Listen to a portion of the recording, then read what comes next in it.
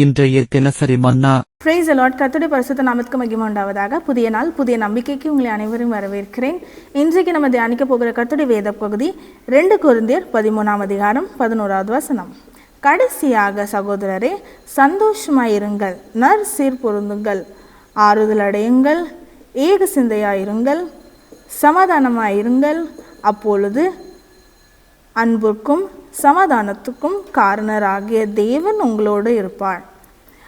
அப்போஸ்தலனாகிய பவுல் எல்லா சபைகளுக்கும் கிறிஸ்துவுக்குள்ள நம்ம எப்படி வாழணும் அப்படின்னு சொல்லிட்டு எல்லாத்துக்கும் லெட்டர்ஸ் எழுதுனாங்க, எல்லாத்துக்கும் கடிதம் எழுதுனாங்க. அதுதான் நம்ம ரோமர், அப்போஸ்தலர், கொரிந்தியர் எல்லாமே படிப்போம்.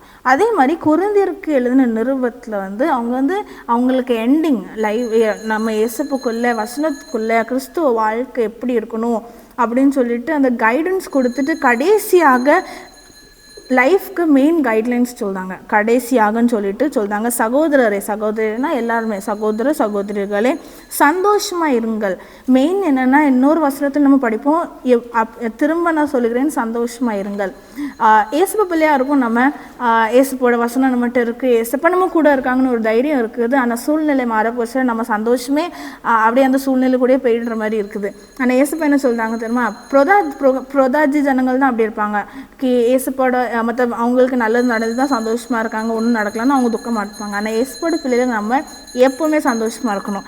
ரெண்டாவது என்னென்னா, நற்சீர் பொருந்துங்கள். நம்ம ரட்சிக்கப்பட்ட நாள்லேருந்து ஒவ்வொரு நாளும் ஏசப்போடைய காரியத்தில் ஒவ்வொரு நாளும் முன்னேறி ஏசப்பாக்குள்ள ஒரு பரிபூர்ணத்துக்கு நம்ம முயற்சி பண்ணணும். அடுத்தது என்னென்னா, ஆறுதல் அடையுங்கள். ஒருத்தருக்கு ஒருத்தர் ஆறுதல் சொல்லணும், ஒருத்தருக்கு ஒருத்தர் வசனத்துக்குள்ளே திடப்படுத்தணும்.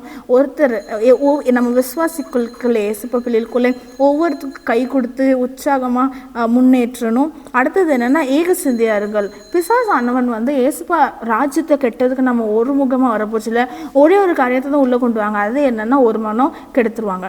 ஏசப்பா பிள்ளைகள் நம்ம என்ன முயற்சி பண்ணணும்னா, எவ்வளோத்துக்கு எவ்வளோ ஆகுதோ ஒரு மனமாக ஒரே சிந்தையோட காரியத்தை செயல்பட நம்ம அர்ப்பணிக்கணும், ஜெபம் பண்ணணும். கடைசி என்னென்னா, சமாதானம் பண்ணுகிறவளா இருங்கள். ஒருத்தருக்கு ஒருத்தர் எவ்வளோ முடியுதோ அவ்வளோ சமாதானத்துக்கு ஏற்ற ஒரு ஐக்கியத்துக்குள்ளே நம்ம இருக்கணும்னு இயேசுவா விரும்புதாங்க. அதுக்கு அடுத்து என்ன சொல்கிறேன்னா, அப்பொழுது அன்புக்கும் சமாதானத்துக்கும் ஒரு காரர் உங்கள் கூட இருப்பாங்க. உலகத்தின் கடைசி பரியந்தமும் உங்களுக்கு சமாதானம் கொடுத்து உங்கள் வாழ்க்கையில் அன்பாக இருந்து உங்கள் காரியத்தை எல்லாம் வாழ்க்கை பண்ணுற தெய்வன் உங்கள் கூட இருக்காங்க. அதை பற்றி கலக்கப்படாமல் நீங்கள் சந்தோஷமாக இருங்க. எப்போவுமே நீங்கள் எப்போவுமே நற்சீர் பொறுத்தவர்களாக இருங்க. நீங்கள் எப்போவுமே ஆறுதல் அடைங்க, எப்போவுமே ஏக சிந்தையாக இருங்க, எப்போவுமே சமாதானம் பண்ணவர்களாக இருங்க. இந்த எல்லா காரியத்திலையும் உங்கள் வாழ்க்கை முன்னேறிச்சுன்னா, உங்கள் வாழ்க்கை பரிபூர்ணமாகிட்டுன்னா தெய்வனுடைய ராஜ்யத்துக்கு நம்ம சொந்தக்காரங்கள் ஆகிறதுக்கு ஒரு டவுட்டுமே இல்லை. இப்போ நம்ம ஜெபிக்கலாம். அன்பின் பரலோக பிதாவே, இந்த நல்ல நாள் நேரத்துக்காக நன்றி. நீங்கள் தந்த வசனத்துக்காக நன்றிப்பா.